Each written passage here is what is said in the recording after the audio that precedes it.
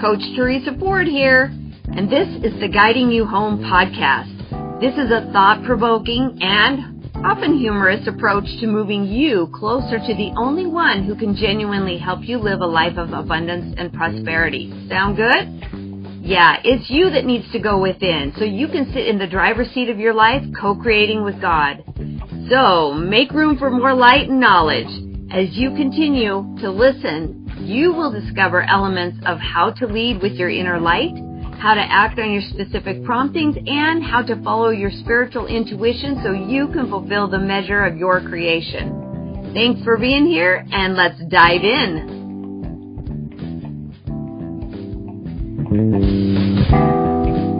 Alrighty. I'm excited to get to spend time with you again. When we tap into who you are and what you're here to do, everything changes. If we stop with the resistance and we get on with the flow of life, this is where the answers are. Just want to keep reminding you, you do know. Even when your brain's like, I don't know. You do know. And if you just give it time and space, plant those seeds, nurture and grow it, a little bit of water, you will know. And you will hear your intuition guiding you forward. So let's dive in. Let's talk about your intuition. Let's talk about your inner child. And where do I want to start? So your inner child. So we've talked about the nervous system, episode like 47 and 48. Talked about your nervous system. Your autonomic nervous system is built and hardwired to keep you safe. So that's keep you safe from running into the road and walking out into traffic, keeping you safe from doing physically dangerous things, but also emotionally dangerous things, but also spiritually dangerous things.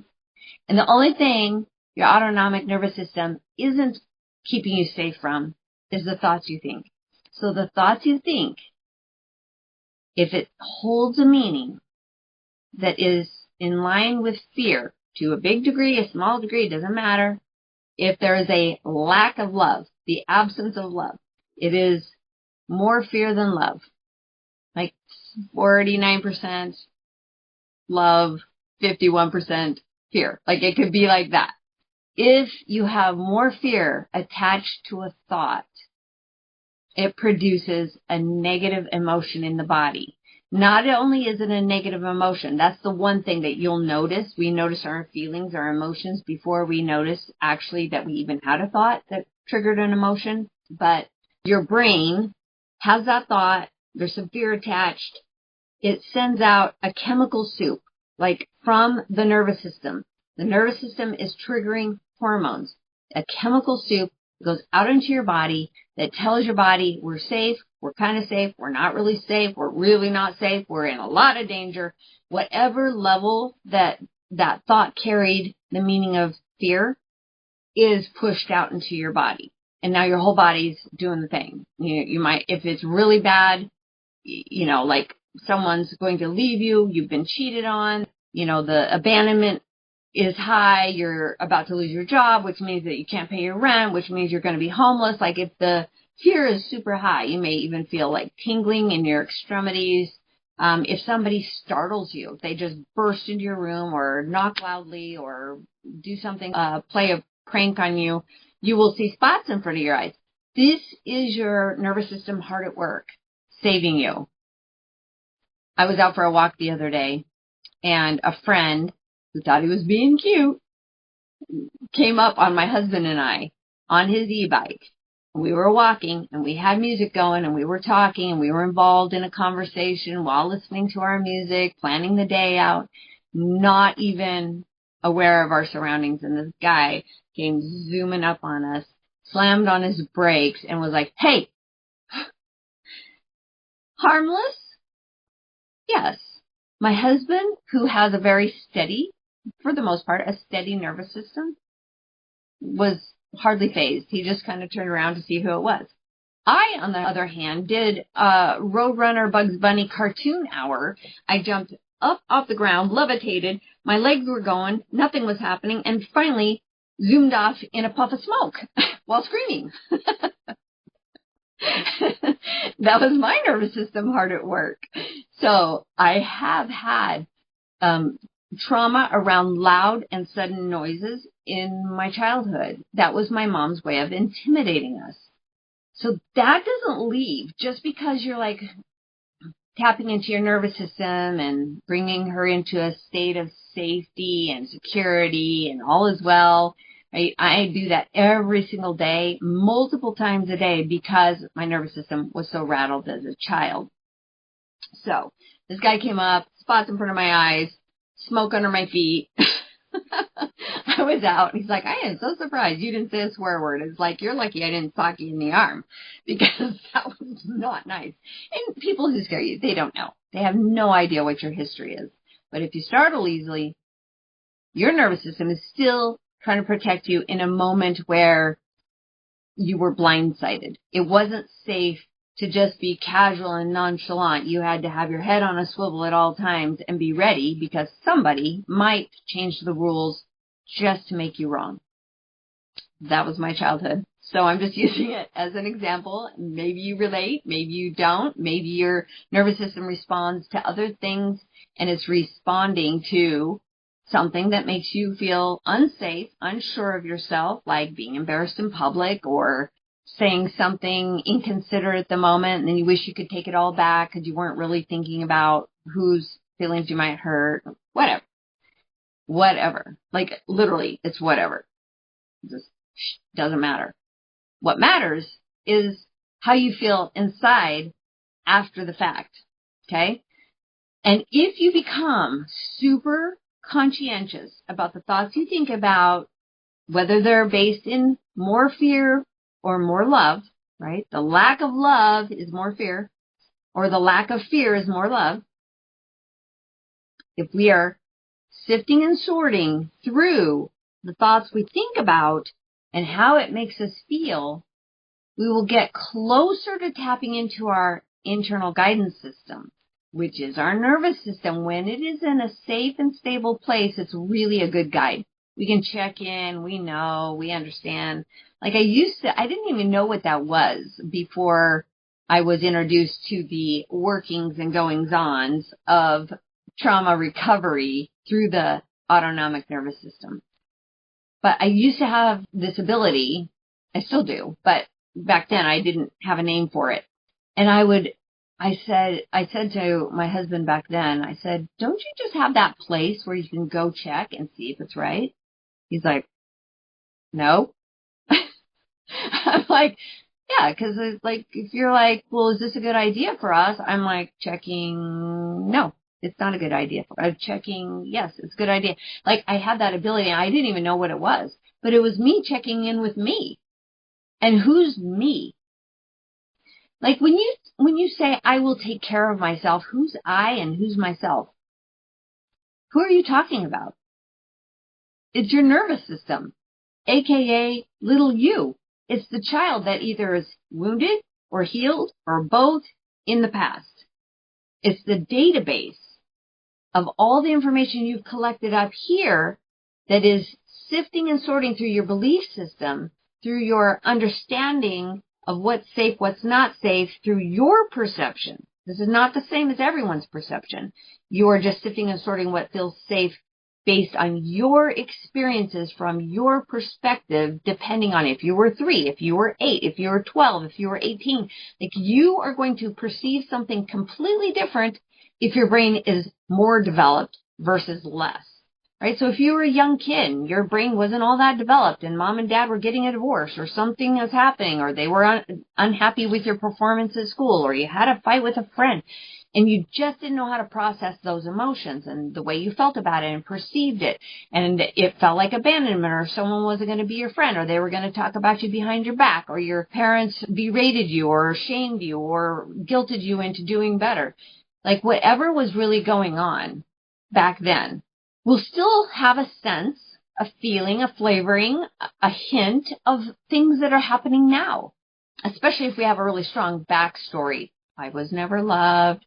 My parents hated me. I didn't have a father, so I don't know how to be a man. Whatever it is, like the stories we bring to us are the stories that continue to unfold in our life. Okay? And I told you all of that to bring this all back around to talking about your creative genius. Because your nervous system, aka little you, the one that still needs guidance, still needs support, still needs to feel secure, still needs to be held and feel safe during those triggering moments, not all the time, just when it has something to do with an underdeveloped part of you, this person has this really clear understanding of where you're going in life, what your purpose is, why you're here, and what you're here to do in this moment, this very moment. And she's actually an artist. And I don't necessarily mean she paints, or she does pottery, or she's a poet. Could be. Very high likelihood, or maybe she's great at fishing. Maybe she's a hunter. I don't know, but she is a creative genius, and she's trying to help you have more fun in life if you'll listen. And so if you give yourself a permission slip, today I am going to spend time with my inner child and get to know her, because honestly, she's the one that got left out. She's out of the equation because mom's complaint about you was higher. Like the outside information, the input that was coming in about who on the outside of us was not happy with our performance or needed us to change so they could be happy, whatever outside external influence was happening, we were like, gotta take care of that, because if I don't, it's not safe.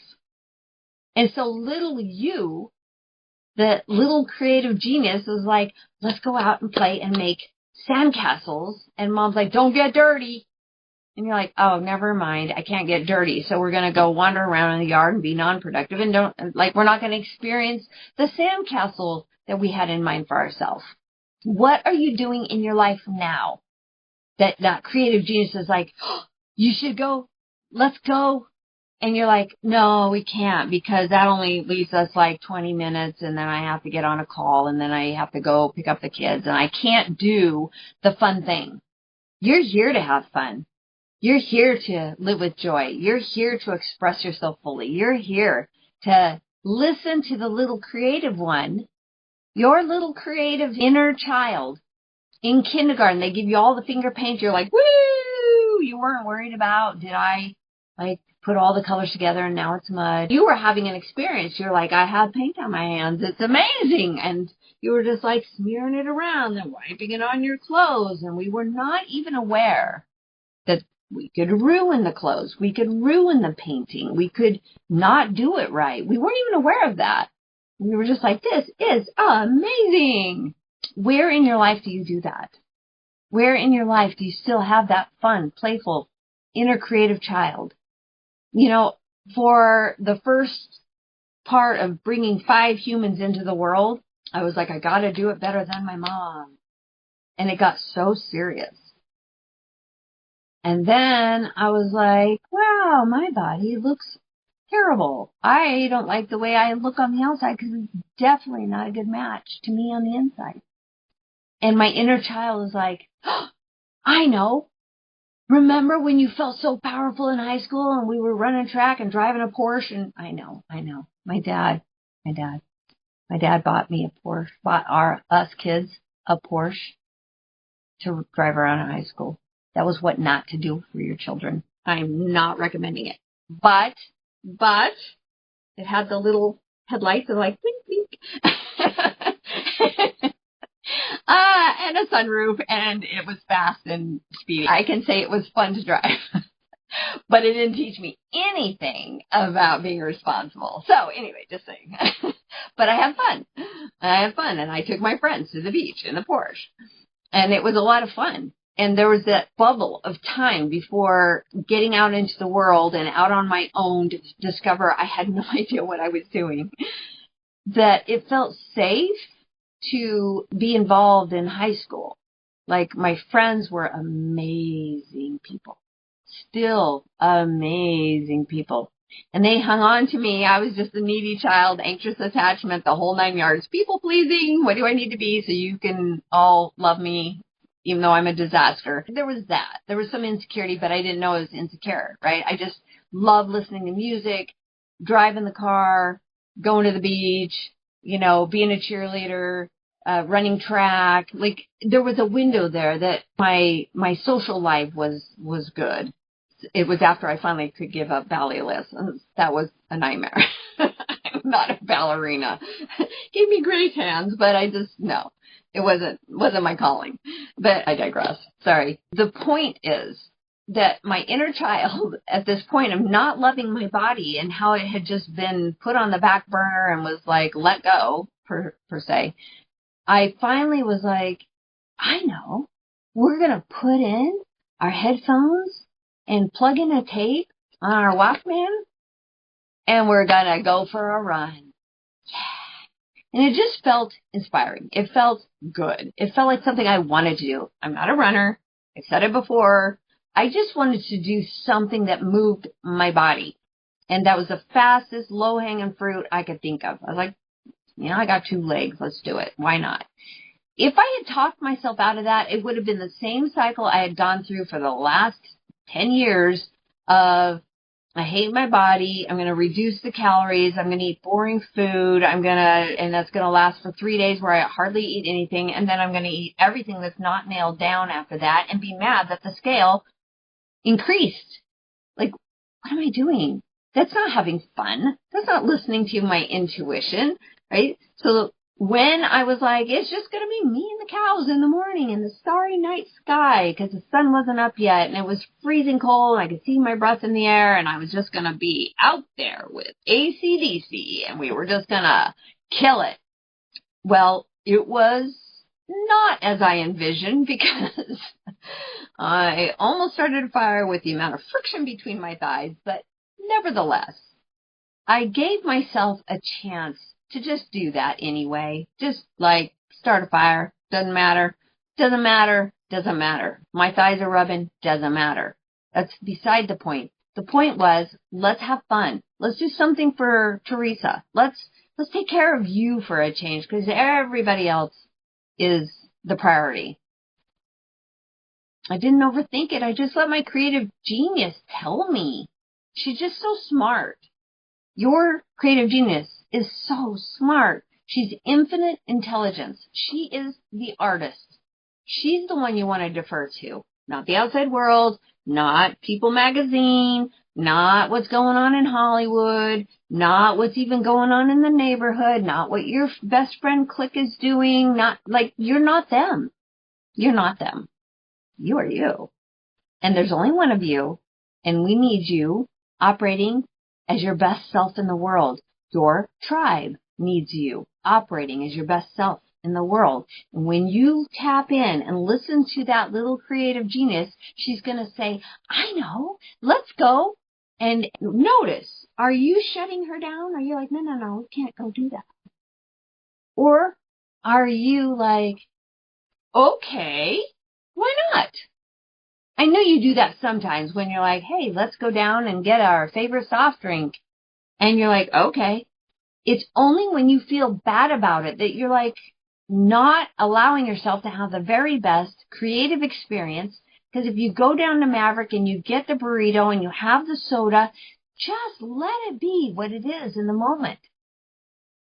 Because as soon as you let off the resistance, it opens you up to say, what else would you like to do today? And then go take yourself on a freaking date.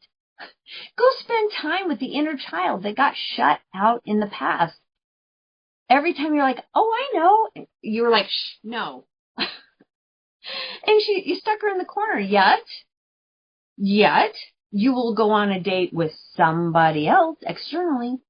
Some other person, maybe a child of yours, maybe a husband of yours, maybe a partner, maybe a best friend. You're going on dates with other people, but you're having that experience with somebody else because you're trying to meet a need that you have. Maybe that need is to not be lonely. Maybe that need is to be loved. Maybe that need is to be validated. Maybe those needs, it's a habit to get them validated and met outside of you. But what if you did that here with you? What if you tapped into your inner wisdom, your inner child, your nervous system, your intuition, like it's all one and the same. It's all operating when your nervous system is calm. You are able to tap into that greater, higher frequency of you. When I am taking care of myself, it is literally letting go of Controlzilla. Controlzilla no longer is the main operating voice in your life. Instead, she's deferring. She's like, I don't know. What do you think? I am taking care of me means that you up here, Controlzilla, can then be here with you. So when your intuition, your inner child, when she's the one you defer to, she's the default voice, you will not second guess yourself. The doubts that tend to run through your mind, should I, shouldn't I, those go away. Because there's just one clear yes going on. Listen for the yes. Listen for her to be the voice that matters most to you. She is the artist. She's the one that's helping you create your life. If you've had a family, you did that through her desires, her creation. She's like, I have an idea. Let's build a family. Like you've done that. She's done that for you before when you're like, I have a craving. I know a meal I want to cook. And so she's like, well, let's make a list and let's go to the store and let's pick it up and let's take it home and let's cook it. Like there's evidence that when you have a dream, you actually make it come true. And that dream came from where? Because if you ask yourself what sounds good, who doesn't have sound? You're asking her. You're asking your inner self, your creative genius that has the answers to the test. So, when you are listening, following your intuition, following your inclinations, following your impulses, that impulse is coming from here. What's an impulse? It's pulse. It's like your heartbeat. The answers are here. And the number one reason you have hopes, dreams, and desires is because you have a contribution to make in the world. So, when you're listening here, tapping into that inner knowing, and I know you're going to have to sort through all the reasons why you can't, just come back here. Like, but what if I can? What if I can? Come back here. And then say, oh, okay. All right. I will make time to put paint on a canvas. I will make time to go to the store. I will make time to take you on a date. I will make time to spend time with the one that has the answers to the test. It's a beautiful and bright opportunity to get to know yourself so completely that you just don't doubt yourself anymore. You just build so much trust and so much respect and so much confidence in you. Like we give that to everybody else, but if you give it to you, you spend time building it here, you're on your way. Everything else gets easier from there.